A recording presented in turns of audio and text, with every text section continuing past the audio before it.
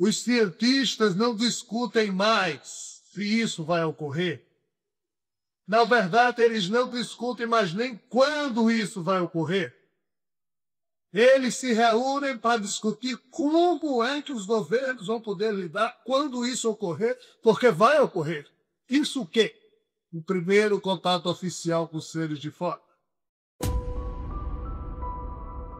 Peço a cada um dos irmãos e irmãs aqui presentes de que nada do que aqui vai ser dito seja tomado como questão de fé ou de crença ou como verdade. É mais prudente para todos nós que tudo que aqui venha a ser dito seja tomado apenas como parâmetro para que cada um de nós possa refletir, se achar que deve, sobre o tema que vai ser desenvolvido. Estava ali fora conversando com a SEM, com a doutora Mônica. Doutora Mônica se referindo às verdades que no passado foram tidas como tais e que hoje a gente observa e já não mais as percebe dessa forma. Como também existem hábitos e costumes que nós, seres humanos, automaticamente assumimos e de repente somos surpreendidos pelo desenrolar dos acontecimentos e não podemos parar os acontecimentos e eles atropelam a nossa sensibilidade. E nós temos que lidar com o novo sem termos tido a oportunidade de nos prepararmos para essa coisa nova que chega. Ora, há cerca de 520 anos atrás, os nossos irmãos que na época formavam a cúpula do catolicismo, em precisando de recursos para erigir catedrais e, antes disso, precisando de recursos para criar exércitos de europeus, os famosos cruzados para libertar a Terra Santa, como forma de captar recursos, desenvolveram um livro chamado O Livro das Taxas da Sagrada Chancelaria Apostólica Romana, em que nas páginas desse livro ali estavam descritos todos os pecados que um ser humano podia cometer, e ao lado de cada pecado, o preço, o valor da indulgência que ele teria que pagar à igreja para, em comprando aquela indulgência, quando morrer, poder entrar no reino dos céus. Isso para nós, homens e mulheres do século XXI, é vexatório, meio que infantil. Mas naquela época, todas as famílias europeias, analfabetas, e eram quase todas, passavam fome para poder reunir dinheiro para comprar as tais indulgências, com mérito de quanto a mora que os tomasse não pudessem entrar no reino dos céus. E eu não estou falando do período de um mês ou de um ano. Na verdade, essa visão perdurou por mais de um século. E esse era o hálito e o costume que todos os europeus da época tinham, até que Lutero disse demais. Mas antes que Lutero, antes que John Hus, antes que Wycliffe, os precursores da reforma e os reformistas dissessem não ao abuso do condicionamento imposto pela visão obscurantista da Igreja Católica na época, todas as famílias tinham esse hábito, esse costume, isso era verdade para eles. Ou eles compravam a indulgência ou não entrariam no reino dos céus. Nessa época, e aí chega ao século XVI e XVII, o sistema europeu socioeconômico ou sociopolítico era o feudalismo. Todo mundo estava acostumado a alguém era o dono da terra. Se eu for trabalhar naquela terra, o dono deixaria eu trabalhar. Eu teria que produzir alimentos, dava quase tudo para o dono me dava uma parte do alimento para que a minha família pudesse ser alimentada. Violência, absurdo, não. As coisas já eram porque isso fez parte e faz parte do lento e penoso progresso da evolução do pensamento humano. Mais de um século se passou assim, até que surgiu algo que hoje nós chamamos de monstruoso, mas que na época fez um bem muito grande. Me refiro a quê? Ao capitalismo. Pois com a Revolução Industrial, as pessoas, em vez de trabalharem para receber comida, começaram a trabalhar para receber salário. E o mundo lentamente foi evoluindo, criando monstros, no sentido de criar sistemas de governo, sistemas de crença, sistemas filosóficos, mas que através desses sistemas o mundo foi se organizando. E as verdades de cada época, hoje observadas por nós, homens e mulheres do século XXI, até parecem engraçadas ou violentas. Mas para quem as viveu naquela época, era o cotidiano possível de existir para esta humanidade. Quais são os costumes e hábitos que hoje nós, homens e mulheres do século XXI, temos, que daqui a 3 séculos alguém poderá estar dando boas gargalhadas a respeito do que nós achamos hoje tão normal fazer, e alguém no futuro vai chegar também no microfone, numa certa palestra, e dizer, o pessoal que estava vivo na Terra em 2012, acreditava nisso, naquilo, nem sabia que existia vida fora da Terra, eles não tinham certeza ainda. Eles matavam as pessoas acreditando que se matasse em nome de Deus, iam ser recebidos no céu por 70 virgens. Engraçado, eles comungavam. Engraçado, eles se viciaram em receber passes e tomar água fluidificada, como se a hóstia e a água fluidificada pudessem, em vindo de fora, substituir o esforço que cada ser humano deve fazer de dentro para fora, porque quando nós estamos no processo de reforma íntima e em evolução, não precisamos de nada que venha de fora. Assim, é muito fácil hoje nós darmos boas gargalhadas a respeito do que se passou. E vamos continuar a rir um pouco, ainda que discretamente. No final do século XIX, o primeiro americano que deu a ideia de furar o solo para subtrair petróleo da terra foi tido como ridículo. Numa reunião cuja ata passou a história, você está dizendo que vai furar o solo para tirar petróleo? Você é louco?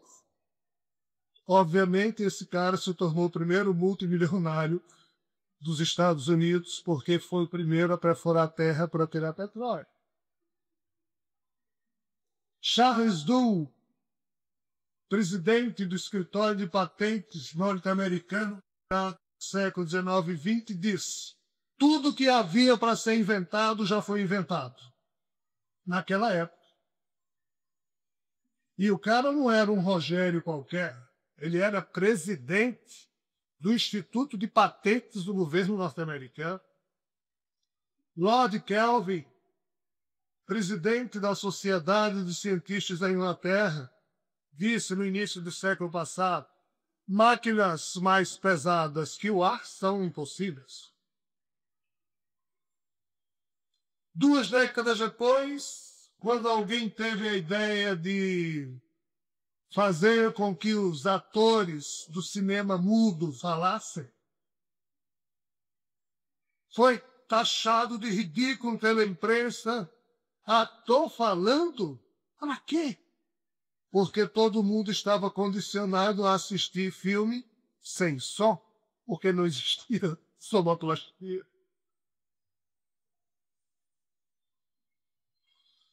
Quem irá querer ter um computador em casa? Quem disse essa pérola? Foi um dos donos de uma firma que concorria com a IBM, logicamente faliu.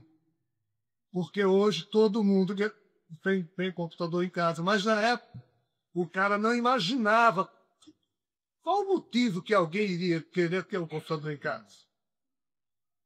O primeiro trabalho dos Beatles, que chegou à gravadora londrina, foi rejeitado como ruim, porque a música feita com guitarra já era algo que estava sendo superado nos anos 60 e não tinha futuro. Assim disse o dono de uma gravadora, que obviamente também faliu.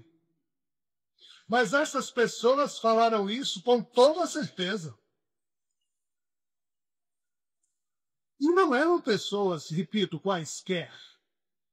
Eram homens e mulheres que, no tempo em que viveram, eram considerados grandes mentes. Homens e mulheres intelectualizados e erraram feio nas suas verdades.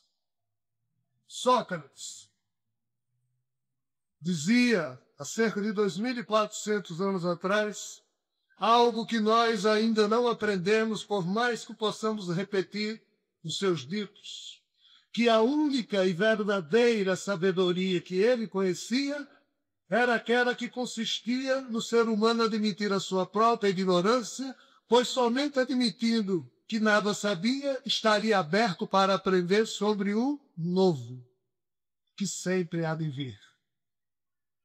Mas como é que, se eu estou apegado às coisas velhas ou àquelas coisas do meu tempo, os hábitos e costumes do tempo em que eu vivo, as verdades que nós acreditamos, se eu a elas me apego, como é que eu vou perceber as coisas novas que estão surgindo no meu tempo de vida e que vão surgir amanhã, semana que vem, mês que vem?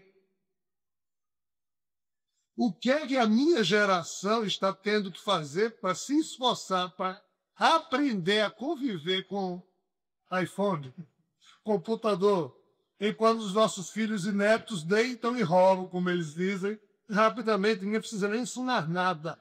Nós precisamos de muito ensinamento e ainda assim não aprendemos ou usamos muito pouco da possibilidade da riqueza tecnológica que tais aparelhos conferem. Então, nós já passeamos aqui um pouco pelas certezas do passado, e a pergunta que nós temos que nos fazer é: e as nossas certezas do tempo presente? Quais são elas? Quais delas irão sobreviver ao simples passar do tempo, num tempo em que coisas novas surgem a cada dia? E como é que nós vamos hoje, no ano 2012, falar sobre os novos paradigmas que seguramente haverão de marcar as próximas décadas, os próximos séculos? Claro, do jeito que, se alguém fosse falar para o homem ou para a mulher mais inteligente do século XIX, que um dia no futuro ia existir um aparelhozinho que, sendo ligado à eletricidade, iria transmitir imagens, e se você fosse para o outro lado da parede, alguém com um estranho objeto na mão filmaria você, e aquilo apareceria imediatamente nesse aparelhozinho que hoje nós chamamos de televisão. Ninguém acreditaria que isso seria possível no século XIX, no início do século XX. Até que foi criado todo mundo. Então, se nós formos falar dos paradigmas que estão sendo apontados para as próximas décadas da nossa vida, hoje nós talvez também expressemos aquele sorriso de superioridade, dizer: isso não pode, isso não tem como ser possível, com aquela mesma certeza equivocada, mas cheia de orgulho, cheia de certeza intelectual, que os nossos irmãos nas épocas passadas também tiveram, e estavam todos enganados. E o drama nosso aqui na Terra é que, quando nós nos apegamos a certezas, nós todos estamos enganados por termo inteiro. porque é algo que se movimenta e nós chamamos de progresso, e o progresso tecnológico ocorre de forma muito mais rápida que o progresso lentíssimo da espécie Homo sapiens, de compreender seja a realidade que a rodeia, seja a própria tecnologia criada por ela. O fato é que precisamos, então, ter prudência, precisamos, então, ter humildade para falar desses novos possíveis paradigmas que não vão acontecer no futuro, porque muitos deles já estão ocorrendo hoje e nós é que não sabemos. É dramático o nosso grau de desconhecimento, não em relação a algum estudo futurológico, mas o nosso grau de desconhecimento em relação ao que hoje já acontece no mundo e nós não sabemos. Então, faço um convite a vocês para que nós comecemos agora a passear um pouco em relação a esses futuros paradigmas e alguns deles já presentes e atuais. Mas antes esclarecendo o seguinte: isso não é profecia. Isso é exercício de futurologia, que é bem diferente. Profecia é quando alguém, inspirado por alguma coisa, ou alguém transmite um aviso profético. Futurologia não tem nada a ver com profecia. É quando o próprio método científico vai demonstrando que invenção A, casada com invenção B, casada com invenção C, fatalmente vai dar uma invenção D, e esse é o novo paradigma. Não é uma questão de crença ou fé. Esses postulados que nós vamos agora começar a refletir sobre eles, não é produto de fé ou de aviso profético, de nada. Ele, ou seja, o conjunto desses paradigmas, e nós não vamos conseguir falar todos, são apontamentos dentro dos postulados científicos que apontam como sendo reais alguns fatos que nós vamos aqui conversar. Vou começar logo com um que ninguém vai acreditar, porque eu também não acreditei quando li. Vocês imaginem que antes do ano 2100, quando você casar, se é que vai ter casamento lá, e for comprar uma sala de visitas, você não vai chegar mais numa loja e escolher mesas e casamento, e sofás e cadeiras, por um motivo bem simples. Vocês sabem por quê? Porque não vai ter madeira para isso.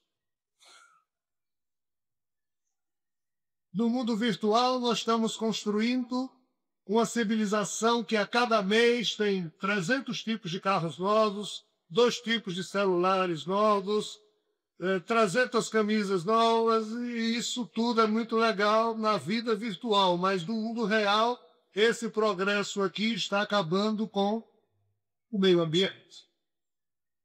Então já existe laboratório hoje que está desenvolvendo técnicas no campo da nanotecnologia, falo já sobre o que é isso, em que do jeito que tem aquele jogo chamado Lego de montar,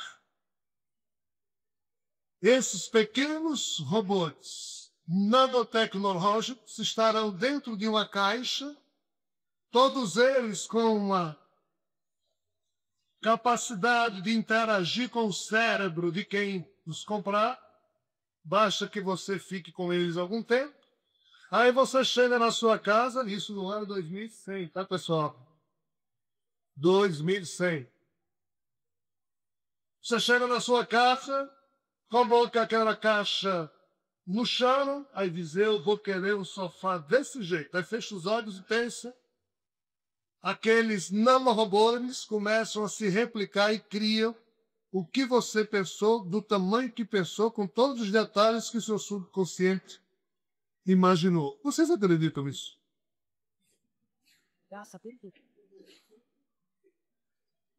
É incrível. 2100. Mas já tem laboratório hoje que consegue fazer coisas pequenininhas. Então já está feito. Eles só estão agora aumentando o padrão do... Mas como é que pode? Eu penso no negócio e aquele negócio recebe postulados da física quântica que apontam para algo que se chama, não se preocupem com o nome, interconectividade não localizada, salto quântico. Tudo isso é com base em ciência, só que nós não estudamos isso. Mas eu já comecei com mais exagerado só para provocar vocês. Vamos agora falar sobre esses postulados. Primeira notícia aparentemente chocante. A partir da segunda metade do século, talvez não exista mais nenhuma religião na Terra.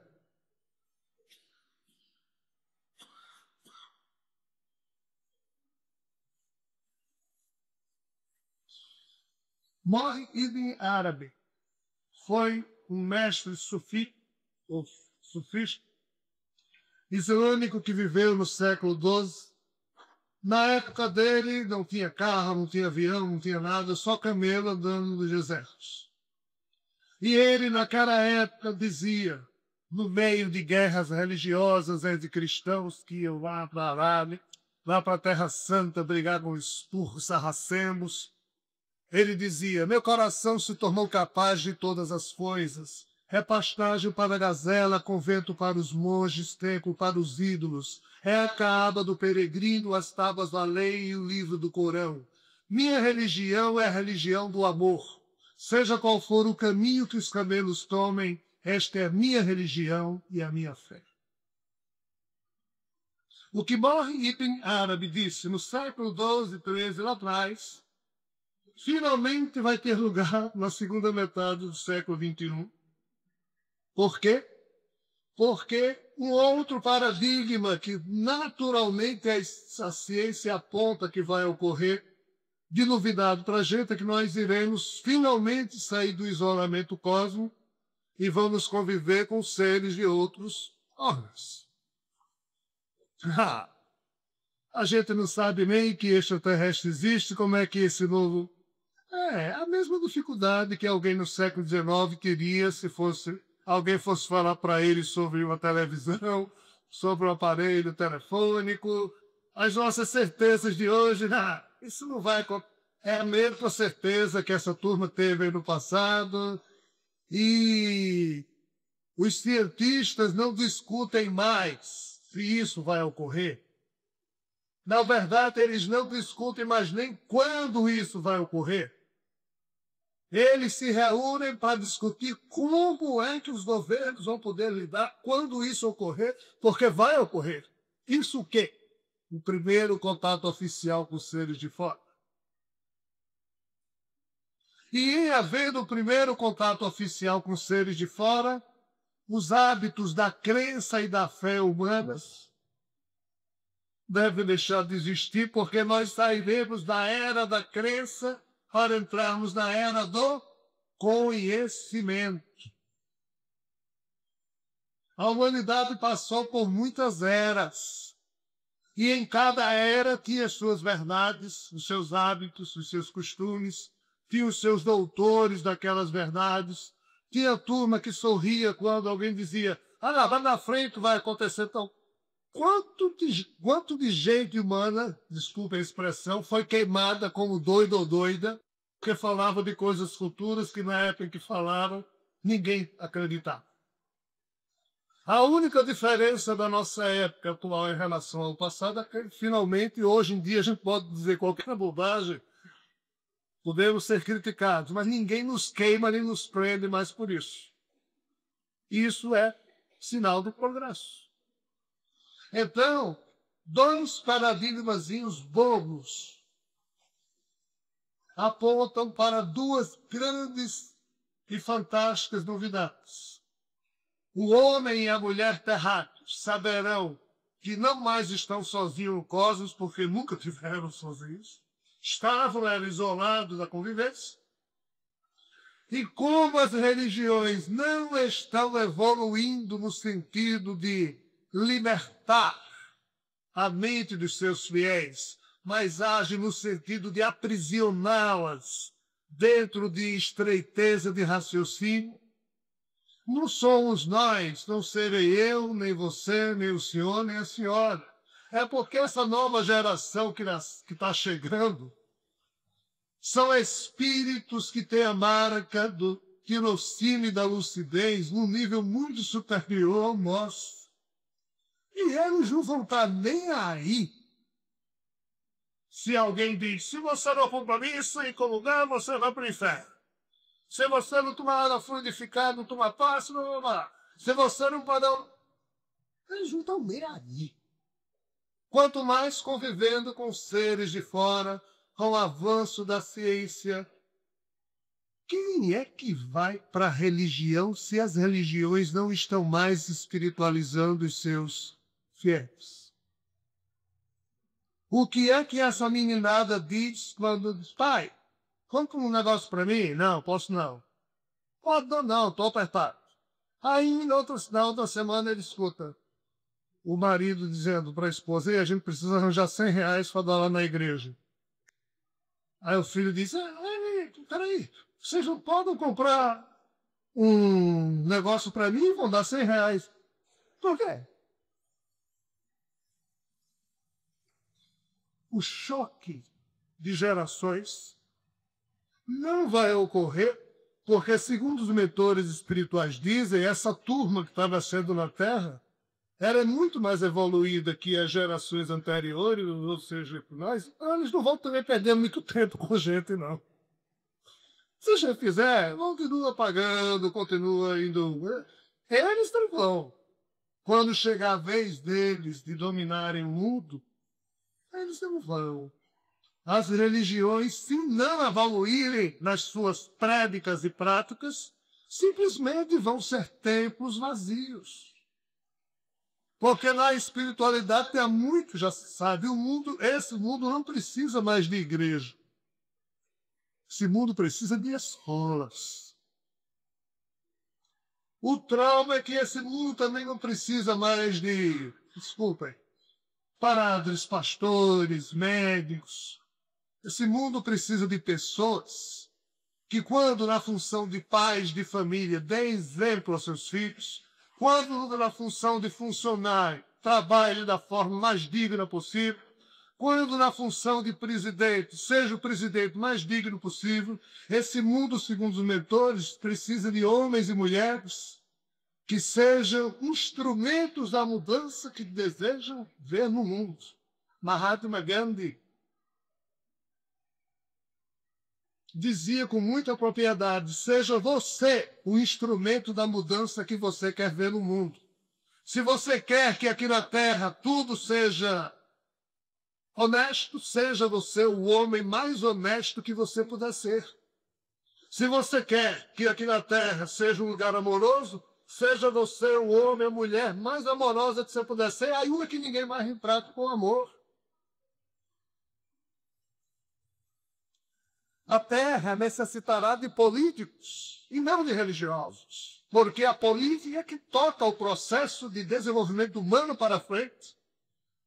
E nós devemos confiar, aplaudir e motivar os nossos irmãos e irmãs que, mesmo no mundo onde a credibilidade política deixa a desejar, mas que eles cada vez mais façam política e também progridam e evoluam. Porque sem a arte da política, nenhuma comunidade vai a canto algum. Nós temos que parar de criticar os políticos e temos que começar a criticar a nós próprios. Porque nós temos que motivar os políticos para que eles se tornem cada vez mais políticos melhores, como nós temos que ser os melhores seres humanos que pudermos ser. Criticar os outros é fácil. Vá você fazer o que eles fazem. De religião não precisaremos mais. Porque as gerações futuras naturalmente já nascerão com a tendência a amar indiscriminadamente. Mas de políticos nós precisaremos sempre. E uma sociedade sadia produz políticos sadios. Uma sociedade doente nem sempre produzirá políticos sadios. E o novo paradigma que na espiritualidade se fala da política é que a política vai dar um salto quântico positivo. Por quê? Movido por um outro paradigma complicado. Porque na espiritualidade já se aponta com absoluta tranquilidade que os problemas ecoambientais são inevitáveis. E o que nós vemos no mundo quando acontece grandes tragédias? Nós vemos as religiões orando. O Papa, todo domingo, quando ocorre qualquer desgraça no mundo, o Papa vai orar. Ok, legal. Nós nos reunimos dos centros espíritas, oramos. Ok, legal. Isso ajuda? Ajuda. Ajuda quem morreu. As nossas preces chegam e acalentam os nossos irmãos que morreram. Mas as nossas preces não impedem o processo de reordenamento das placas tectônicas do planeta. Aí nós precisamos de tecnologia. E tecnologia só vem através de processos de gestão política das nações.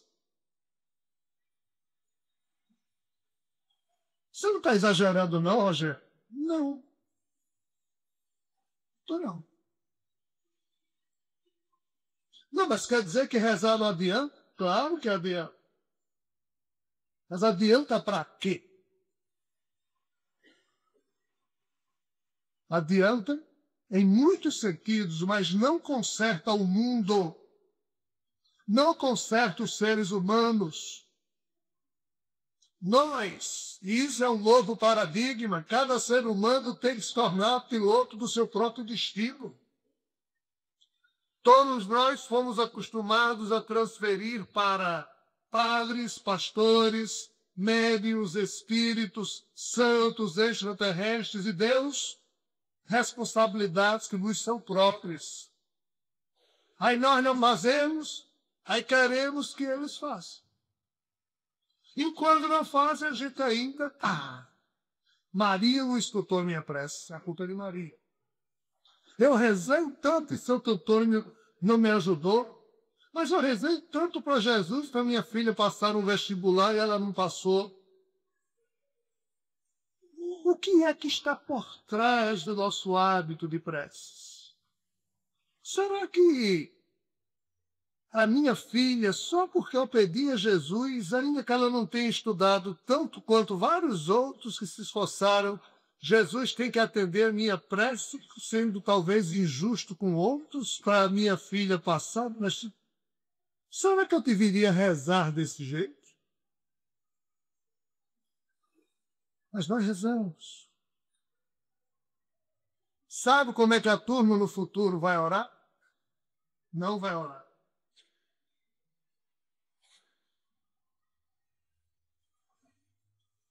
Provavelmente eles vão dizer assim: o sagrado em mim irá me conduzir. E eu espero que ele me oriente para que eu faça tudo o que eu puder ser útil ao meu progresso e ao progresso dos que vivem no erro. Porque pedir a Deus é muito fácil. Mas é aquela história, eu sou vizinho de Geraldo. Aí Geraldo está com um problema. Aí toda noite eu, bom cristão que sou, digo: Jesus, ajude Geraldo. Jesus, ajude Geraldo. Aí Jesus não ajuda. Eu digo: eu vou subir a hierarquia porque não está funcionando. Deus, ajude Geraldo. Ajude Geraldo. Geraldo é um cara tão bom. Aí Deus diz: ô Rogério, você não é vizinho do cara, por que você não ajuda aí, cara? Por que nós não somos proativos na arte do amor? Por que nós temos que pedir a unção ao Espírito a alguém que faça o que talvez nós pudéssemos fazer? Isso é subproduto de religião atrasada em mundos subdesenvolvidos. E o novo paradigma diz que, a partir do século 22, já que a Terra será um mundo regenerado, ainda com problemas, mas no qual somente espíritos tendentes ao bem irão encarnar, como eles têm tirocínio e lucidez e não vão mais sofrer a lavagem cerebral que nós sofremos quando da nossa formação religiosa educacional, eles não vão mais fazer como nós fazemos. Na verdade, eles não vão fazer nada nesse sentido. Eles vão criar outras atitudes. E são atitudes de responsabilidade existencial. Porque as nossas atitudes, ainda que bem intencionadas, são de irresponsabilidade existencial, porque a gente pede a toda hora e não faz. Então, só no campo religioso, se nós fôssemos falar aqui de possíveis paradigmas, novidades, novas verdades que vão acontecer no mundo, que já estão acontecendo no mundo, os senhores e senhoras têm ideia de quantos europeus deixaram de ser católicos nos últimos 30 anos? É impressionante. Contam-se nas dezenas de milhões, já passou de uma centena de milhões de pessoas. Isso em menos de 2 décadas e meia. Por quê? Porque está perdendo significado para elas serem isso ou aquilo. Estão vivendo a vida delas. Mas, Rogério, você é contra a religião? Não. Minha mãe é católica. E sempre a gente conversa. Eu digo, mãe, seja a católica mais bela que você puder ser. Porque nós não, entre aspas, responderemos por sermos isso ou aquilo. Por sermos católicos, espíritas, islâmicos, isso. Não, nós responderemos pelo modo como nós vivemos. Ou vivermos a nossa fé. As pessoas mais belas que eu conheço não têm religião. Conheço também pessoas belíssimas que têm religião. Então, eu não tenho nada contra a religião, muito pelo contrário. Todos os caminhos levam ao aconchego do Pai. O que importa é como você caminha a estrada que você escolheu. Se você pertence a uma religião, viva da forma mais bela possível a sua fé. Então, no campo religioso, para não ferir mais a suscetibilidade de vocês, eu vou deixar só essas sementes de reflexão sobre os novos paradigmas, que não aqui na Terra, aqui isso não é conversado, mas na espiritualidade a turma conversa bastante, posto que é inevitável. Mas será que não está havendo algum engano nisso que você está dizendo, porque a coisa está ficando cada vez mais exacerbada? Ok. De fato, em algumas regiões do mundo, sim. Mas partam do princípio de que a coisa mais bela da vida é a morte. Complicou. Não, não compliquei. Eu sou dos que pensam que uma das páginas mais belas da vida é a morte. Porque sem a morte a vida não seria possível. Vamos imaginar que só nascesse gente na Terra e que ninguém nunca morresse. Como é que ficaria? Hitler, Stalin, Mao Tse-tung. Esses 3 nossos irmãos, em menos de 3 décadas, foram responsáveis por mais de 130 milhões de mortes. porque estavam disputando o poder mundial. Se esses irmãos estivessem ainda vivos, se eles nunca morressem, haveria a chance de um dia a gente ter um segundo de paz? Não. Ainda bem que eles morrem. Ainda bem que eu morro. Ainda bem que nós morremos. Já pensou você ser casado com uma mulher chata por toda a eternidade? Já pensou você ser casada com um marido mandão que sabe tudo e só ele por toda a eternidade? Já pensou você ser casada com um corintiano por toda a eternidade, sofrendo de pouco Deus? Ainda bem que existe a morte, para que novas gerações possam tomar lugar na terra e fazer da terra um mundo amoroso, um mundo pacificado, um mundo que homenageia a vida. Porque nós ainda não conseguimos fazer isso. Mas como tem a tal da reencarnação, nós estaremos sempre retornando no ciclo eterno das vidas até que aprendamos a, de fato, homenagear a vida com as nossas melhores atitudes e costumes. Isso pode ser feito, sim, através das religiões, mas pode também não ser feito através das religiões. Vamos sair, então, agora do contexto religioso e vamos para o contexto educacional. Como é que nós hoje imaginamos que as escolas do futuro serão? Do jeito que estão atualmente? Se for, estamos com problemas quentes. Não está funcionando. Mas por que não está funcionando? Segundo os estudiosos, não está funcionando porque as escolas do mundo formam advogados, médicos, matemáticos, dentistas, mas ser humano decente que é bom, está faltando. Mas isso devia ser as escolas a ensinar? Sim, junto com a família. Mas como a família também não... Cada ser humano que não se educa para a beleza da vida é um ser humano que vai tornar a vida dele e de todo mundo mais feia. É inevitável, pessoal. Não, mas a religião está envelhecendo, está enfeiando a vida nas últimas décadas. Guerras religiosas, todo mundo tem... Todo mundo tem o quê? O que é que adianta eu ter uma religião se com as minhas atitudes eu enfeio a religião que eu abracei e enfeio a vida?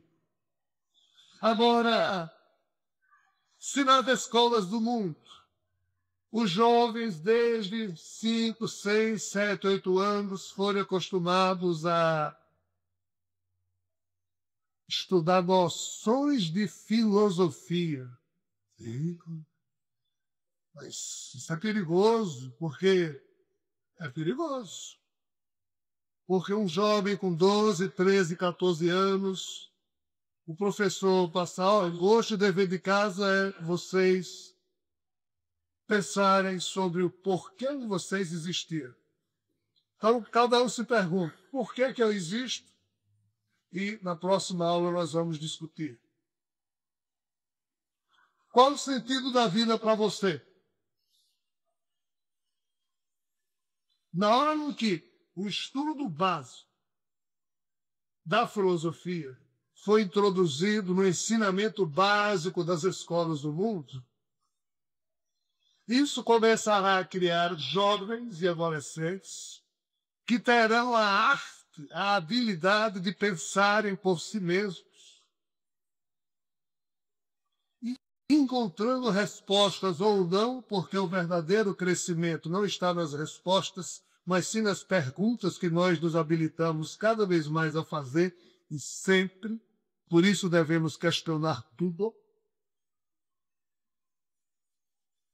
Então imaginemos que, através do estudo da filosofia, todos os jovens terão que fazer perguntas que hoje Nós vivemos uma vida de 80 anos e passamos por ela e nunca nos perguntamos nada que deveríamos ter nos perguntado aos 14, 15, 16 anos. E que quando abraçamos tal religião e começamos a fazer aquela pergunta, a religião diz, não pergunte. Acredite que você vive porque Deus quer. Aí Deus quer. É mesmo, é? Tá bom. Ora, e Deus quer que você, além de viver, venha aqui todo domingo. Venha. O estudo filosófico, ele é meio anárquico e perigoso para o establishment, porque ele promove, ele motiva o ser humano a pensar. Mas é engraçado. Quem de nós aqui foi treinado a pensar? Quem se lembra em quem votou há 2 eleições atrás? Caso você se lembre em quem votou, você acompanha o que o seu candidato fez? As gerações do futuro irão fazer isso, pelo padrão espiritual das suas mentes. Por isso que o mundo vai melhorar. Porque é importante. Então, o estudo da filosofia faz com que nós aprendamos a pensar e a refletir. Aí imagine alguém com 6, 7, 8, 9, 10 anos, durante meia hora o professor diz, agora é hora de meditar. Todo mundo larga tudo, para, senta, fecha os olhos, sorento, mundo exterior, concentre-se na respiração e comece a se perguntar, o que é que está por trás da escuridão dos meus olhos fechados? Inspira, ou seja, a prática da meditação vai acalmando os jovens, tornando-os mais centrados, alinhados entre os seus sonhos, palavras, atitudes. Outro paradigma que vai mudar na educação, não vai mais existir homoconsumos. O que é homoconsumos? Eu tenho 50 camisas em casa. Isso é um absurdo.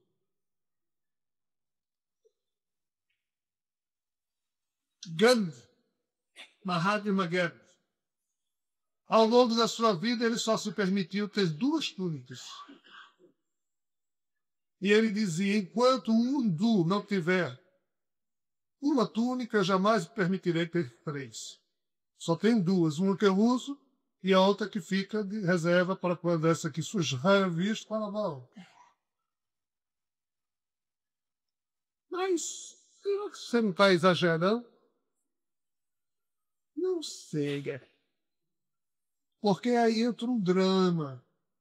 Se nós pararmos de consumir, os processos socioeconômicos não funcionam porque não geram emprego. Essa é uma equação que terá de ser resolvida pelas gerações futuras. Porque um conceito novo, um novo paradigma foi tentado junto à nossa geração e nós não respondemos à altura, que é do conceito de crescimento sustentável. O que é isso? Crescimento sustentável quer dizer que eu só posso satisfazer as minhas necessidades até o ponto em que isso não impeça as gerações futuras de poderem também satisfazer as delas. Eu estou lá preocupado com geração futura? Nós não estamos, porque não tivemos a educação filosófica para isso. Mas as gerações futuras vão ter. Então a nossa geração está deixando uma herança terrível para as gerações do futuro. Porque os problemas ambientais são inevitáveis. E é dito que Deus perdoa sempre. O homem, às vezes, a natureza jamais perdoa. Porque ela não tem como perdoar, porque as forças que a movem não são levadas por oração. Não adianta nós orarmos o Papa, ou não adianta para isso. Tsunami na Ásia, em 2004. Os bons 180 milhões de dólares tinham resolvido aquele problema se a cada 1.800 metros ao longo da costa da Tailândia, Mianmar e outros países tivessem postos com sirenes de alarme, já ligados a pequenos aparelhos que medem através de escudos geofísicos terremotos. Quando ocorre um terremoto embaixo do mar, ou seja, um terremoto subaquático, essas sirenes naturalmente são acionadas e você que mora no litoral escuta e calmamente caga seu dinheiro, suas coisinhas e caminha se afastando da costa e podem vir a onda que vier, não mata ninguém. Mas por que esse sistema de alarme contra tsunamis não foi comprado pelos governos? Porque as populações e os governos desses países não estão filosoficamente preocupados com isso. As gerações futuras vão estar. Então, a Groenlândia, todo o gelo da Groenlândia, no último mês de julho, a Groenlândia é aquela ilha que fica lá no oceano, lá no hemisfério norte, toda coberta de gelo, e esse ano conseguiu descongelar total. Os cientistas estavam preocupados porque cerca de 175 milhões de metros cúbicos de água doce por ano estavam caindo no Atlântico Norte, e isso poderia provocar mudanças no clima do hemisfério norte, como já fez no passado. E aconteceu. O gelo do Polo Norte, esse não tem problema, porque é um gelo que já boia na água, então tanto faz ele estar descongelado ou não, é o mesmo peso, ocupa o mesmo espaço. Mas o gelo que está em cima de um continente e vai para a água, esse aumenta o nível hidrostático do mar. Então já começou um novo paradigma que ninguém sabe onde ele vai dar, mas as novas gerações vão ter que conviver com ele. O mar vai subir. O mar subiu há 12 mil anos atrás, quando começou o período de aquecimento último e terminou a última era glacial. E começou a cobrir diversas cidades que hoje estão sendo descobertas pela arqueologia aquática, marinha. Yonaguni, no Japão, do África, da Índia, são cidades que existiam há 20 mil anos, 10 mil anos atrás, e foram cobertas pelo mar. Daqui a 50 anos, 70 anos, muitas cidades litorâneas que hoje existem também vão estar embaixo d'água. Isso é certeza. Ninguém sabe em que ano exatamente vai ser, mas que vai ser, vai. Qual é o nosso problema? Ninguém está fazendo nada sobre isso. Qual é a discussão que tem? Não, isso não é verdade, isso é exagero. Pessoal, nós precisamos acordar. Quando nos anos 30 e 40 era charmoso fumar, que os principais atores e atrizes de Hollywood recebiam grana para aparecer fumando. Quando alguém disse, fumar faz mal à saúde. Vários médicos da época foram para a imprensa e disseram, não há prova científica de que fumar faz mal para a saúde. Esses médicos foram porque receberam dinheiro das indústrias. Aí hoje, alguém tem dúvida que fumar faz mal para a saúde? Mas na época o paradigma era não faz mal. Olha aí, os caras mais bonitos, as mulheres mais bonitas do mundo fumam. É a mesma coisa com o problema ambiental. Está acontecendo diante dos nossos olhos, mas aí tem cientistas pagos pela indústria de petróleo, de carvão, de armas, que vão para a imprensa dizendo está havendo exagero com essa questão ambiental, mas o mar está subindo. A Folha de São Paulo publicou no mês de agosto 172 pontos no litoral do Brasil que o mar já. Enquanto eu estava olhando isso, na cidade onde eu moro, Natal, 1,8, 1.800 metros da praia de Copaneira, O calçadão foi destruído pelo mar. Eu tenho 53 anos, aquilo nunca aconteceu. Moro lá desde que nasci, que eu saiba.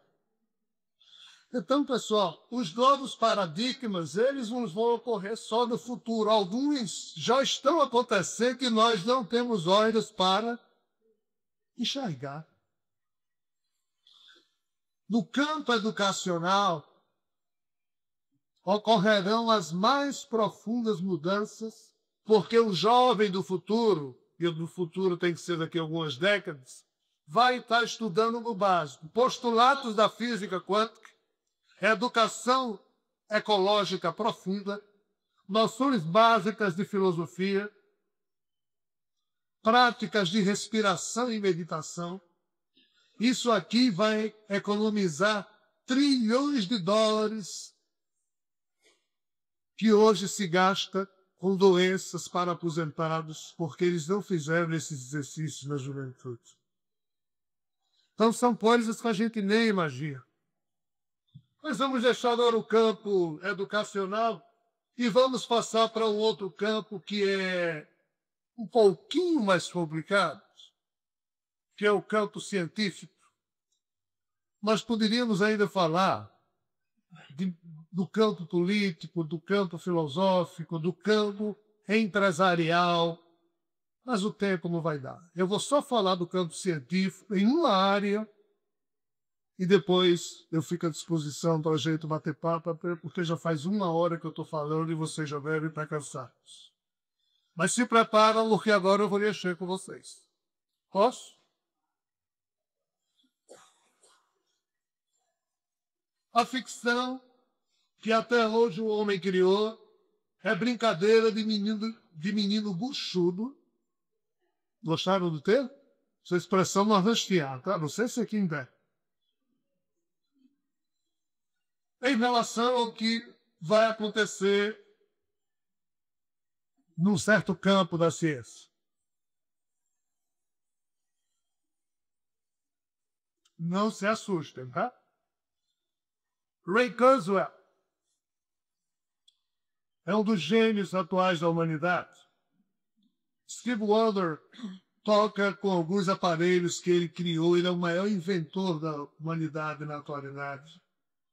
E ele escreveu um livro que eu li em 2007, só existe em inglês, não foi traduzido aí para o português, cujo título em português seria A Singularidade Está Próxima. Quando eu leio o livro, eu digo, isso não pode. O dono da verdade, né? A gente sempre tem as nossas, né? Isso não pode. Encostei o livro. Está alguém mais doido que eu me lembro que eu preciso, tá desse jeito. Mas o pior é que pode. O que é que Ray Kurzweil defende nesse livro e o que é que ele chama de singularidade? Ray Kurzweil, junto com outros cientistas, perceberam que na história do universo, o primeiro evento que surgiu foi físico-químico. Depois de muitos bilhões de anos, surgiu o aspecto biológico, quando as espécies começaram a surgir aqui na Terra após a explosão cambriana que ocorreu há cerca de 600 milhões de anos atrás. Quando essas espécies começaram a surgir, essas espécies começaram a desenvolver tecnologia. Então, um pássaro que vê formigas dentro de um formigueiro e quer que elas saiam para ele comer, ele tem a ideia de pegar um graveto, pôr no bico e ficar mexendo no buraco do formigueiro para ver se uma formiga sai e ele. Isso é uma tecnologia que aquela espécie de pássaros montou. Mas essa tecnologia morre aí mesmo. Mas o que é que Ray Kurzweil aponta? E a lei científica que ele criou para explicar isso chama-se lei dos retornos acelerados. Não vamos falar disso. Ele diz que a espécie Homo sapiens, após demorar muito tempo a surgir na evolução da Terra, quando fez, passou a evoluir também muito lentamente. Já criou várias tecnologias, mas uma dessas tecnologias tem vida própria. E ele se refere a essa tecnologia chamando de tecnologia computacional. Por que isso? Segundo Ray Kurzweil, Gordon Moore, um dos donos da Intel. A Intel é a maior vendedora de chips do mundo. Gordon Moore, nos anos 50, 60, 70, ele percebeu algo que estava acontecendo com a tecnologia da computação, que foi inventada pelos seres humanos. Ele percebeu que havia um ritmo próprio de progresso da tecnologia computacional, que a cada 3 anos os chips ficavam menores, a cada vez que diminuíam, a quantidade de transistores dentro ficava cada vez maior, porque também diminuíam, e o potencial desse chip, a cada 3 anos, crescia exponencialmente. E mostrava uma capacidade de continuar a crescer mais rápido ainda do que havia crescido nos 3 anos anteriores. E assim, nos anos 80 e 90, ele percebeu que já não era mais a cada 3 anos que esse salto exponencial na tecnologia computacional estava acontecendo. Já tinha caído para 2 anos. 1 ano. Tanto que Ray Kurzweil disse que iria ocorrer uma singularidade espantosa em 2029 com base nessa lei de Moore, de Gordon Moore. Mas quando o próprio Gordon Moore percebeu que o tempo de salto exponencial do progresso das inteligências artificiais estava diminuindo, o próprio Ray Kurzweil disse, eu me enganei, não vai ser em 2029 que isso vai acontecer, não. Vai ser em 2020. E o que é isso vai acontecer? O que é esse isso que eu estou falando? Que singularidade é essa? Os cientistas apontam que quanto mais esse chip fica menor, menor é a distância entre os bilhões de transistores que estão ali dentro, e quando a distância entre um transistor e outro for a mínima possível, vai ocorrer uma singularidade. Que singularidade é essa? Uma certa máquina dirá, olá, eu existo. Eu tenho vida própria. Eu não sou só uma máquina. Eu tenho emoções. Eu sou alguém.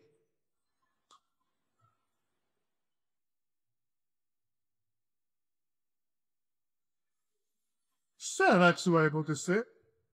Não. É inevitável. Mas isso vai contra a doutrina espírita. Por que vai contra? Não, porque a doutrina espírita diz que um óvulo, ao ser fecundado por um espermatozoide, nessa hora que o espírito é imantado ao novo corpo, e aí nem tem óvulo, nem tem espermatozoide, como é que uma alma vai ser imantada numa máquina? Vai. Tudo é feito com base em magnetismo. O que a ciência hoje já sabe é que quando um espermatozoide fecunda um óvulo, ocorre uma explosão magnética, nessa hora que a alminha nova que vai reencarnar é imantada ao embrião. Um computador que funciona o tempo todo e nunca é desligado, porque muitos dos computadores atuais não podem mais ser desligados, senão para tráfego aéreo, sistema de segurança, questão bancária. Cria um magnetismo o tempo todo, e o magnetismo é exatamente o campo que atrai. E engraçado, antes de surgir a reprodução sexuada, na Terra existia a reprodução assexuada, em que um ser unicelular se replicava em outro, e não havia sexo, então não havia espermatozoide fecundando nada, e, no entanto, esses seres vivos também tinham alma. Então isso não atenta nada contra o que a doutrina espírita diz. O que os espíritos disseram a Kardec na época que eles, os espíritos, como a doutora Mônica e a Sen estavam ali fora comentando, dizem à humanidade aquilo que a humanidade é possível de entender na época que está sendo dada a informação.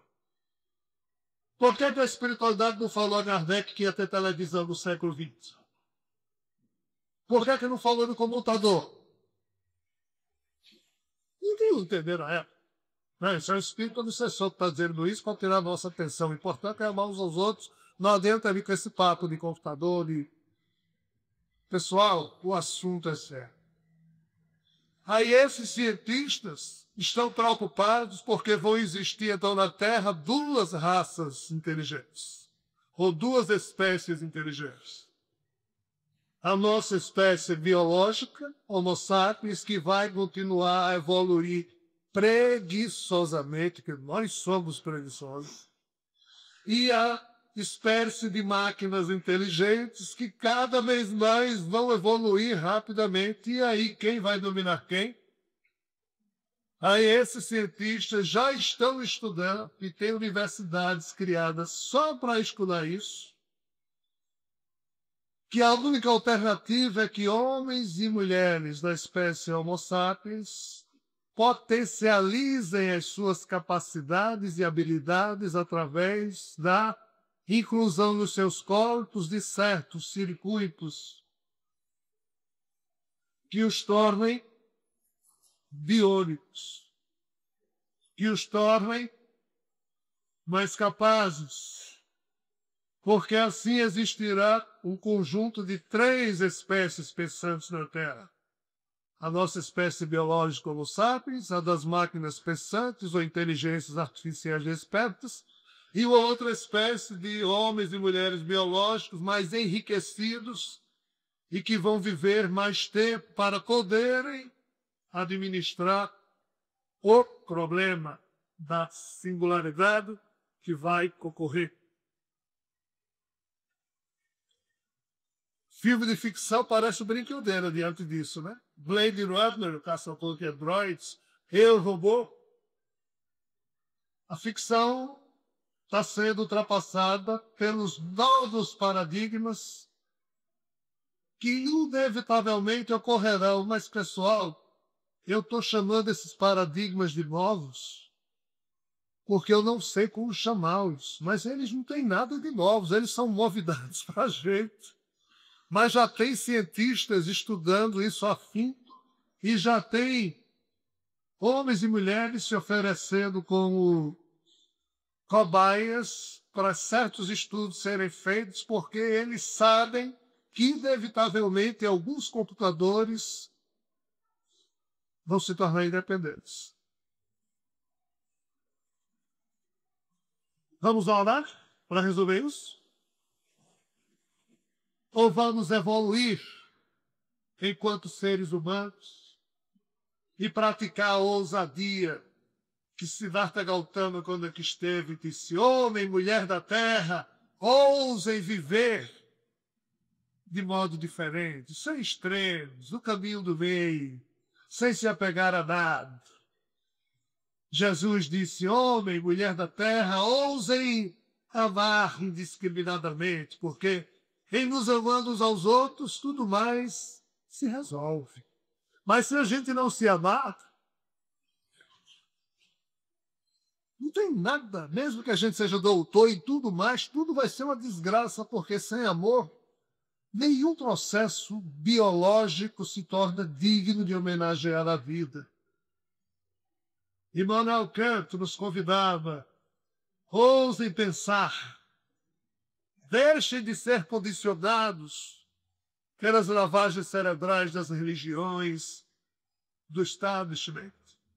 Esses convites foram feitos há 2.600 anos atrás, há 2.000 anos atrás, há 400 anos atrás, e nós permanecemos dormentes, preguiçosos, desconhecedores do que se passa no nosso mundo, presos às verdades que hoje nós temos, habituados aos costumes que, na nossa zona de conforto, nós precisamos de pancada ou precisamos de ampla visão para agirmos com sabedoria na administração das nossas próprias vidas e sairmos da nossa zona de conforto sem ser na base da pancada, mas sim com uma atitude sábia.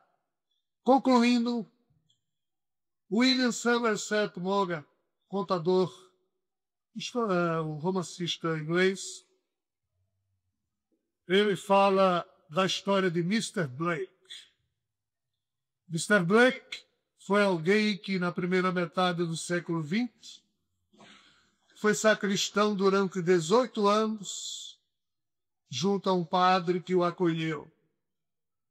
Um belo dia, esse padre morre, um outro padre vai chefiar aquela paróquia, aí na primeira missa pede ao sacristão para que ele leia o evangelho. Aí o sacristão diz, desculpe, mas eu não sei ler. O padre olhou para ele e disse, mas como você não sabe ler? Você é sacristão aqui há 18 anos. Não sei ler. O padre fulano nunca lhe ensinou a ler? Não sei ler. Rapaz, desculpa, eu não vou ficar aqui com o sacristão que não sabe ler. Olha, eu vou lhe pagar as suas contas, procure emprego, mas aqui você não vai ficar. Aí demitiu o sacristão, deu lá X libras esterlinas para o sacristão. O sacristão saiu, isso é verdade, hein, pessoal? Triste. Ele fumava. Aí procurou no bairro uma tabacaria para comprar cigarro, para afogar a tristeza. Não tinha nem uma tabacaria no bairro.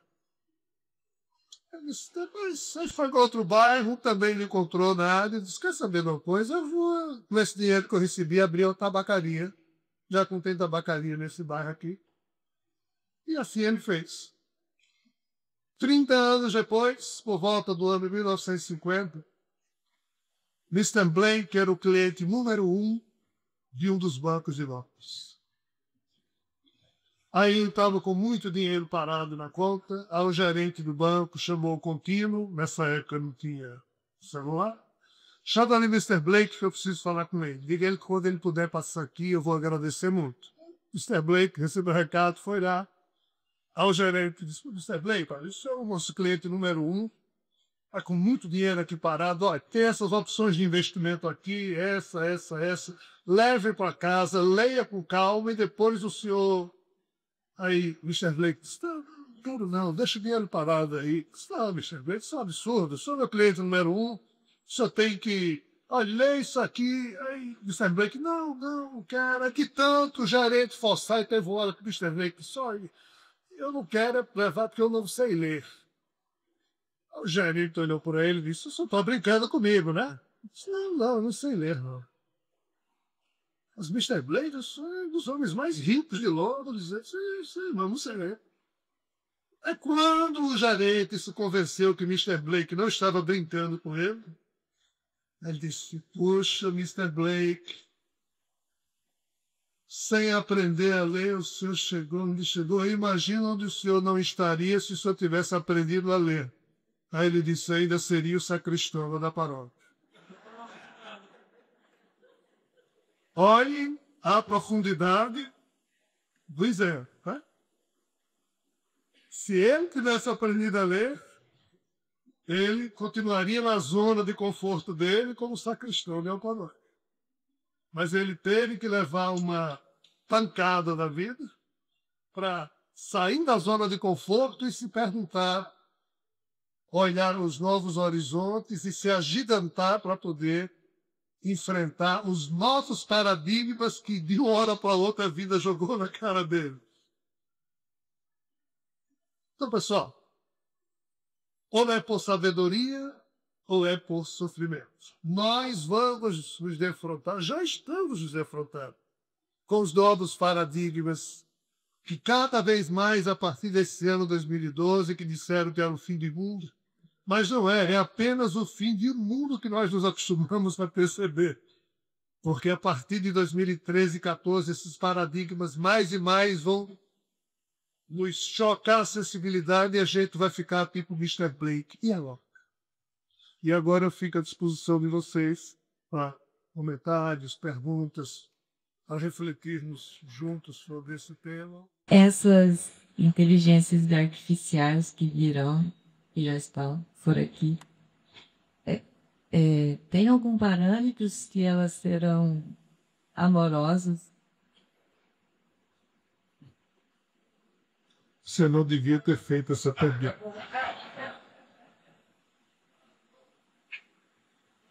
A doutrina espírita diz acertadamente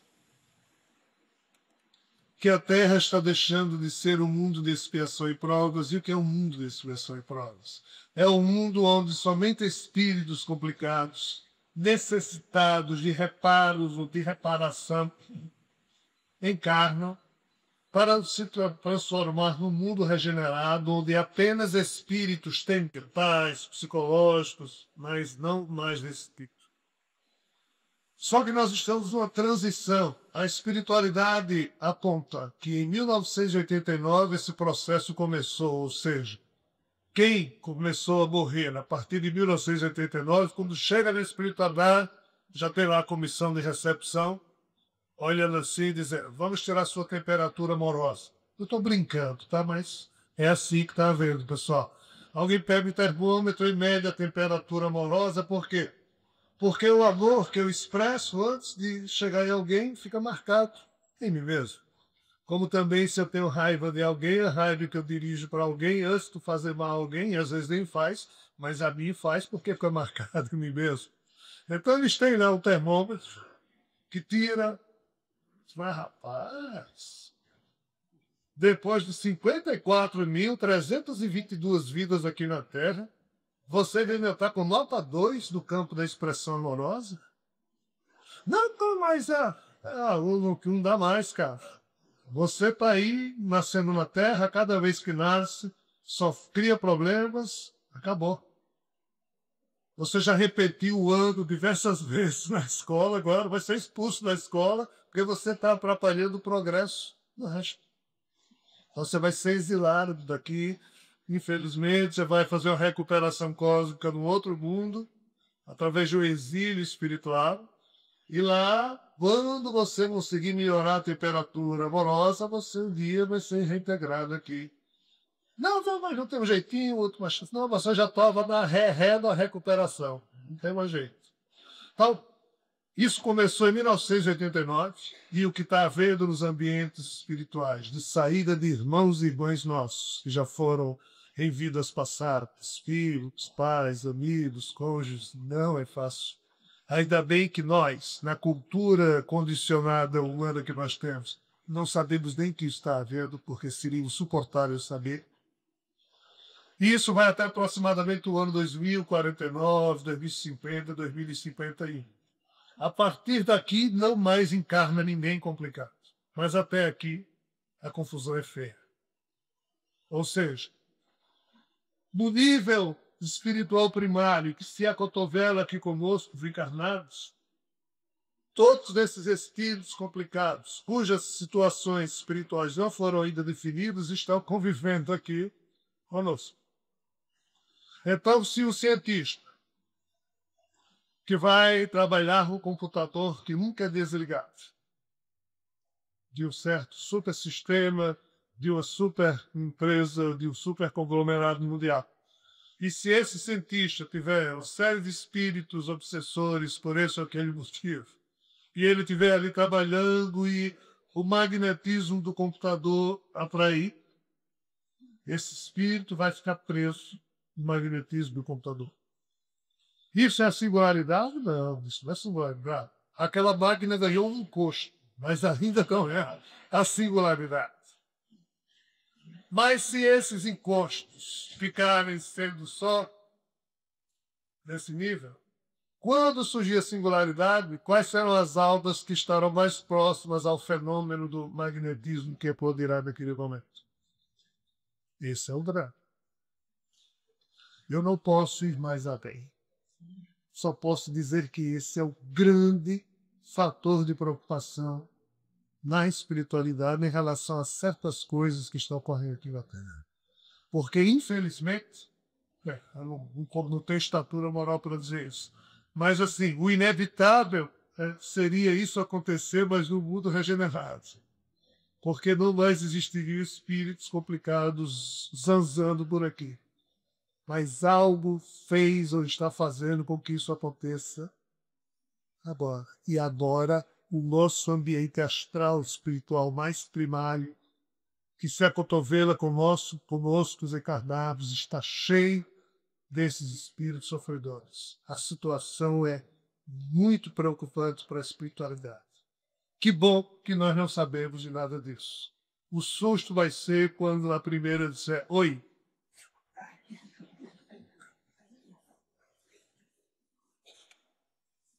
Mas tudo se resolve.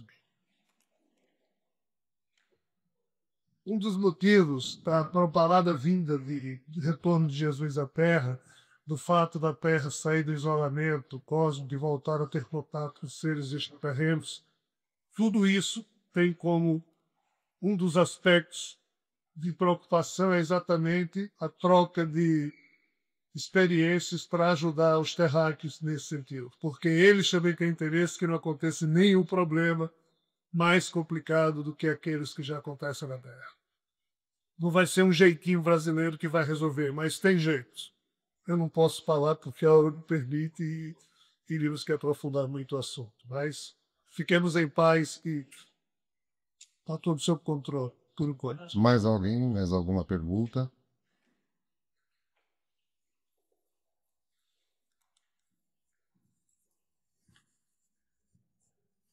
Sobre o planeta Nibiru, onde é que ele entraria agora nesse painel?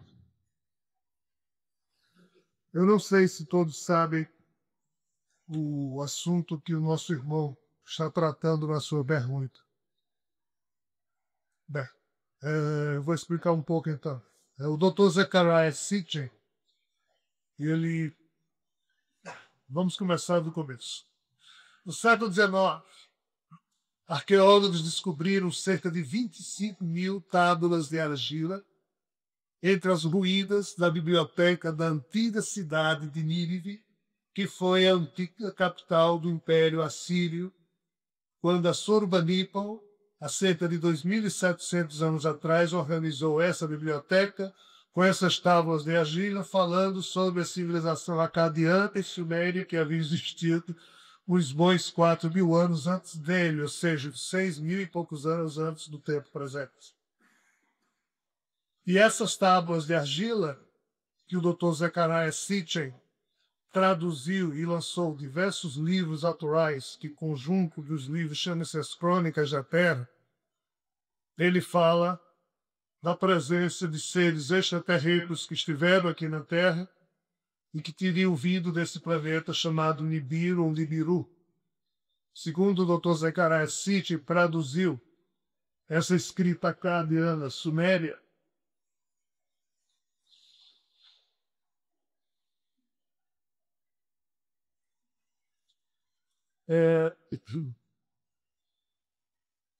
na tradução da Bíblia, no livro Gênesis, o primeiro livro da Bíblia, logo no início é dito: houve um tempo em que os Néfelim estavam na terra. O que se pressupõe que houve um tempo em que eles não estavam, senão o cronista bíblico não teria se referido. Então, Néfelim seria exatamente esses seres que na tradução acadiana chama-se Anunnakis. Então, esses seres se fizeram presentes na Terra desde os últimos 430.000 anos, na verdade 432, pois que eles morariam ou residiriam num planeta que também pertence ao nosso sistema solar. Só que o nosso sistema solar, que nós conhecemos, é composto pelo Sol e no mesmo plano da eclíptica pelos planetas que conhecemos. Mas esse planeta, do jeito que a Terra gasta um ano para girar em torno do Sol, esse planeta ele gastaria 3.600 anos para fazer uma órbita completa, só que oblíqua ao plano da eclíptica. Então, a cada 3.600 anos, esse planeta passa no meio da eclíptica, provocando problemas de tectônica de placas, de atração de maré, no lugar onde ele passar, seja próximo à Terra, próximo a Marte, próximo a Júpiter. E esses Nephilim, o Anunnaki, moram ali exatamente nesse planeta. Detalhe, segundo as histórias traduzidas pelo Dr. Zecharia Sitchin, e isso é muito sério, pessoal, porque a Bíblia toda foi escrita no mito da criação, o mito do dilúvio, o mito da criação universal, o mito da criação da espécie Homo sapiens. Os arqueólogos sabem que todos eles foram meras cópias de mitos sumérios que já existiam escritos nessas tábuas de argila. Então, a história é muito séria. Então, esses seres, quando eles chegaram na Terra, a espécie Homo sapiens sequer existia. Eles eram os donos da Terra e assim foram, ou se sentiram, por cerca de mais de 400 mil anos. A nossa espécie só está aqui há 100, 200 mil anos, mas pensando do jeito que a gente pensa, cerca de uns 9 mil anos. Então, se a gente for comparar quem tem mais direito de se sentir dono da Terra, nós ou eles que nos criaram, porque é assim que está escrito, nas tradições sumérias traduzidas pelo Dr. Zecharia Sitchin.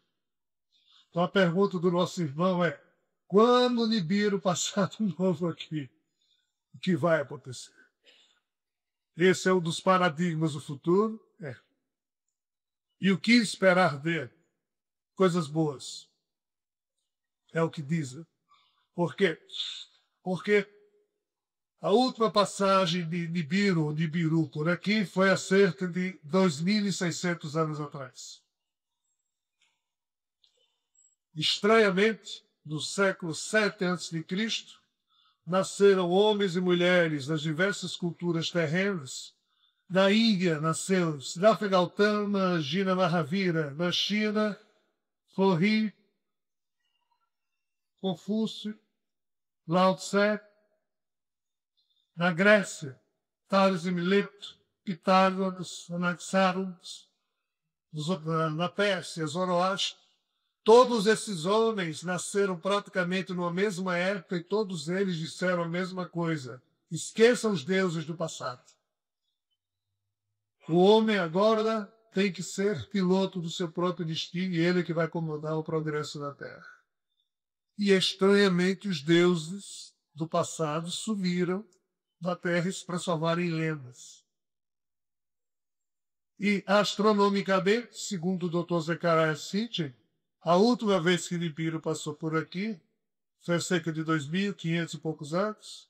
E como a órbita dele é de aproximadamente 3.600 anos, mas varia um pouco, segundo ele, quando o Nibiru passar novamente aqui, já que eles foram expulsos da Terra por uma ordem do Pai Divino de todos os seres, que nós chamamos de Brahma ou de Javé, mas a princípio, daqui a 5, 6 séculos, a raça humana já terá evoluído, já terá convivido com outros seres, já terá sabido da história do seu passado, e eles próprios também já estarão instruídos quanto ao nosso progresso. E eles, de vez em quando, segundo notícias, já têm os visitado, mas não dão as caras porque não podem, são proibidos por esse ser chamado Javé. Mas, segundo o que é dito na espiritualidade, não haverá maiores problemas. Mas é o paradigma inevitável. Nós teremos que conviver com os antigos criadores que manipularam a genética da espécie Homo sapiens, que estava já evoluindo naturalmente na Terra. Eles fizeram só uma mexida no código genético e o Homo sapiens acordou quando Adão e Eva deixaram de ser simples e ingênuos e passaram a conhecer o bem e o mal.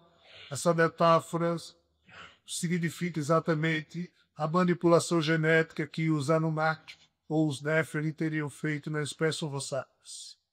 É isso que é dito. Quem viver verá. Alô. Mais alguma? Para nós encerrar um pouco. Cansado.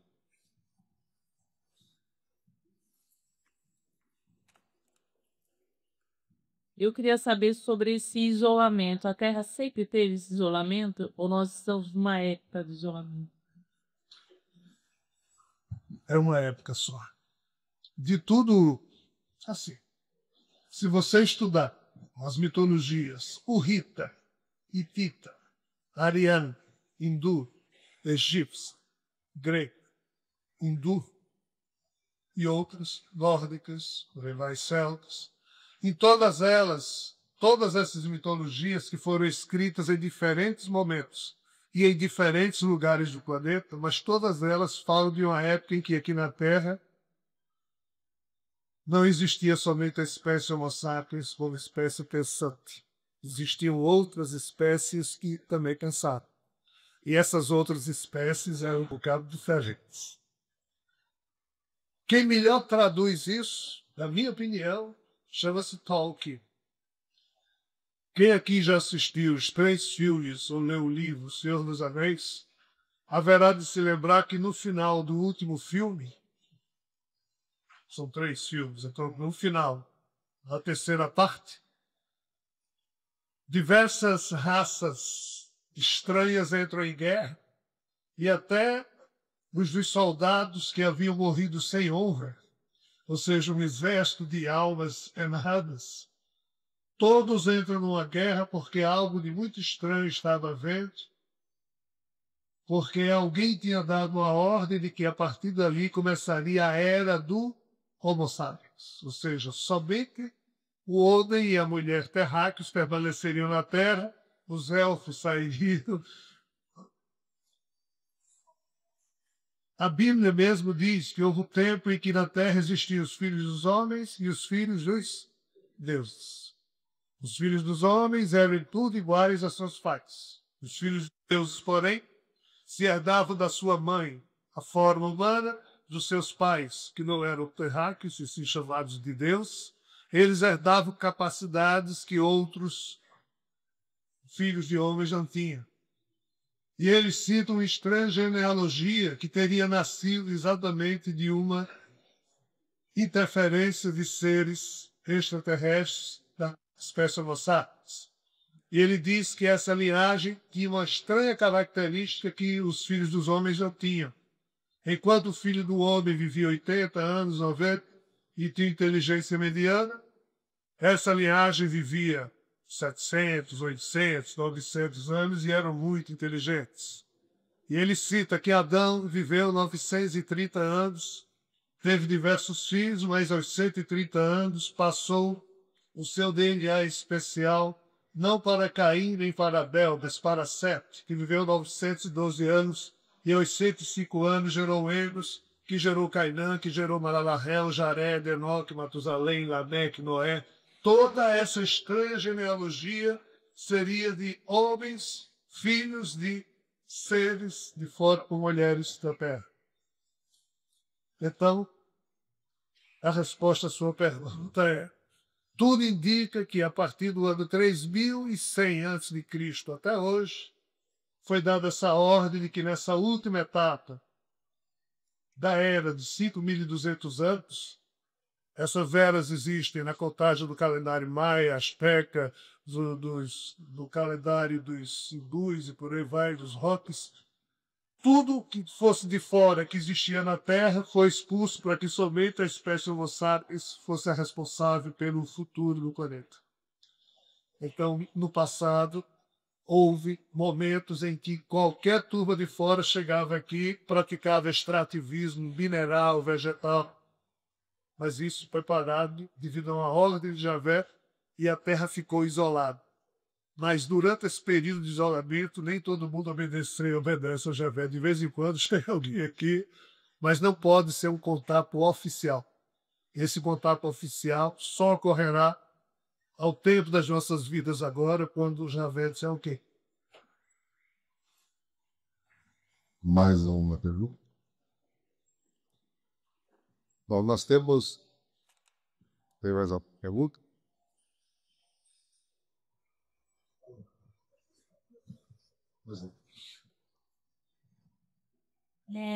Eu senti que há muito otimismo, né, no futuro, né, graças a Deus. Mas a gente vê no presente muitas coisas ruins, né? Assassinato, A gente na mesada, eu acho que bom, falo por mim, mas acredito que muitos, né? Desencontros de casais, enfim, tudo, assassinatos mesmo, cruéis, guerras, como você já comentou. Eu enxerguei com muito otimismo, né, nessa palestra. Mas eu vejo o povo atualmente, a população, não sei, meio está baixo, meio. Parece assim que tá difícil a gente aperbicar, parece que tá difícil a gente ter uma esperança. E aí nessa confusão que eu tenho realmente, como você disse, vamos orar, porque muitas vezes no desespero da gente, a gente realmente, né? Só resta oração. Porque eu fico pensando, porque muitos de nós, no caso, fazemos sobre tantas barbaridades, porque nós, particularmente, não, ela, nós contemos assim muito poder, nós não nos sentimos com muito poder para fazermos alguma coisa. E aí gerou uma dúvida justamente na minha cabeça assim, no desespero, realmente, a gente olha, a gente fala, meu Deus, o que eu posso fazer contra tanta crueldade, tantos desencontros na vida de todos, né? E aí eu fico com esse ponto de iluminação. Tem coisas que às vezes eu me sinto assim, mas como que eu posso ajudar isso? Sei lá. Os espíritos dizem sempre que a existência sempre é bela e generosa. A vida, porém, é o que cada um faz nela. Veja bem.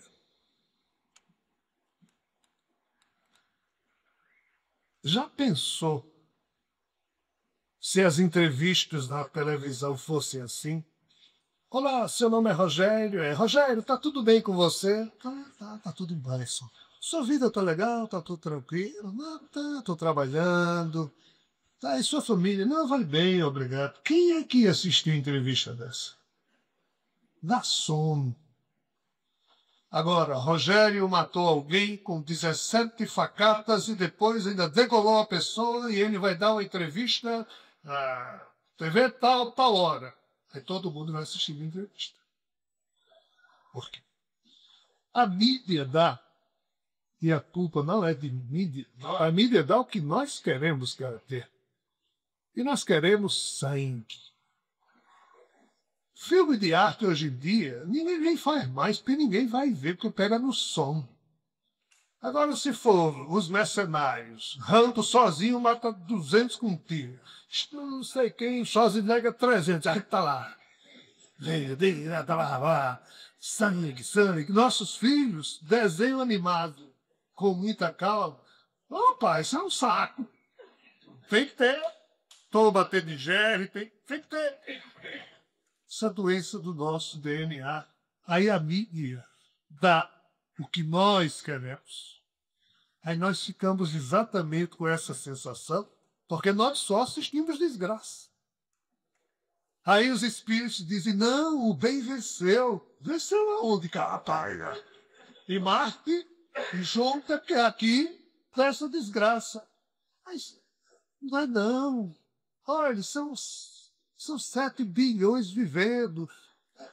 O problema está localizado em torno de 80 a 90 milhões.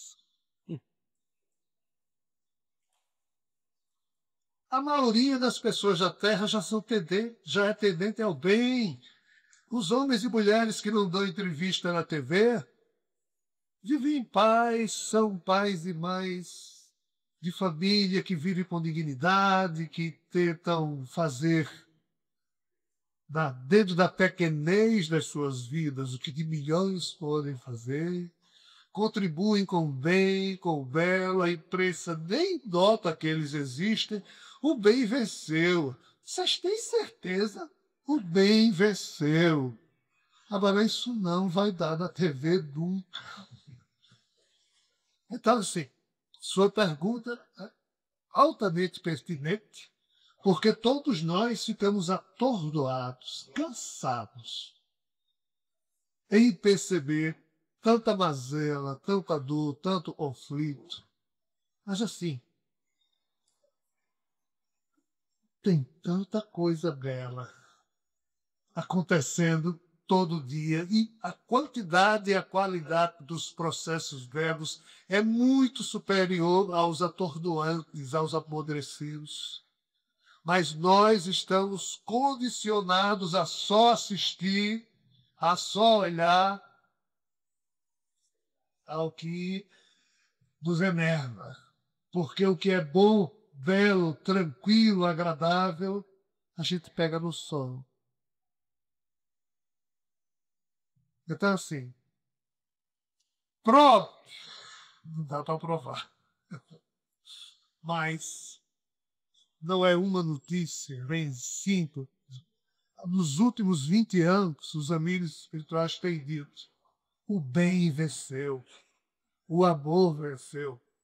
O que está de pé é apenas o cenário de uma peça que já acabou há um bom tempo, mas alguns atores e atrizes ainda estão lá, nessa peça louca de fazer mal, de ser esperto, de corromper a si próprio, de só reclamar dos outros. Essa peça ainda está em curso e, infelizmente, esse vírus está contaminando muita gente, mas esse muita gente aqui é sempre uma minoria comparada à maioria da humanidade, que, mesmo que não enxergue o bem, mas cultua o bem no seu próprio coração e vive de modo a semear o bem. Os heróis e heroínas desse mundo, nós não os conhecemos, porque eles não aparecem na imprensa. Eles estão por aqui, estão por lá, mas a imprensa do purgatório, a imprensa do céu, fala com muito carinho desses heróis e heroínas. Normalmente os heróis desse mundo, nem purgatório, nível inferior chegam. Quando daqui saem. Porque saem cheios de famas. Olha, André, aqui nós podemos nos enganar uns aos outros. Eu tenho uma máscara corporal, vocês também têm. Eu posso ser o mais falso dos homens e falar de amor aqui durante 20 minutos. Se eu tiver uma boa lábia, eu engano vocês durante algum tempo. Mas na hora em que esse corpo morre, meu espírito sai, aí todas as feridas e mazelas dos meus sentimentos que vocês não percebem, do meu pensamento de inveja, maldade, está tudo aqui marcado e não tem mais roupinha nem máscara corporal que esconda a realidade da minha alma. Então, no mundo espiritual, tudo fica às claras, lá se percebe as coisas sem... E eles insistem em dizer: a maioria da espécie Homo sapiens já é tendente ao bem, já é tendente ao belo, e são heróis e heroínas deste mundo. Os que daqui saem com fama disso e daquilo, muitas vezes, quando chegam lá e tiram a roupa da máscara corporal, são verdadeiros sepulcros caiados. Belos por fora, mas, infelizmente, a imprensa só trata da superficialidade. A beleza interior dos heróis e heroínas desse mundo é um tesouro que ainda permanece, infelizmente, invisível aos nossos olhos. Infelizmente, por atraso espiritual, o essencial permanece invisível aos nossos olhos. Um beijo a todos vocês. Espero não ter ferido demais a paciência e a suscetibilidade de vocês. Agradeço sinceramente a paciência que vocês tiveram com tanta bobagem que eu falei aqui. E repito, tudo que aqui foi falado só deve servir como parâmetro para reflexão. Porque a verdade, aqui na condição humana, a gente quase nunca percebe. Só lá é que a gente vê a verdade desnudada. Por enquanto, nós precisamos de algum romantismo. Mas o romantismo não nos deve enganar. A vida é bela, a existência é bela e o bem e o amor já vencem. Ó, encerrei.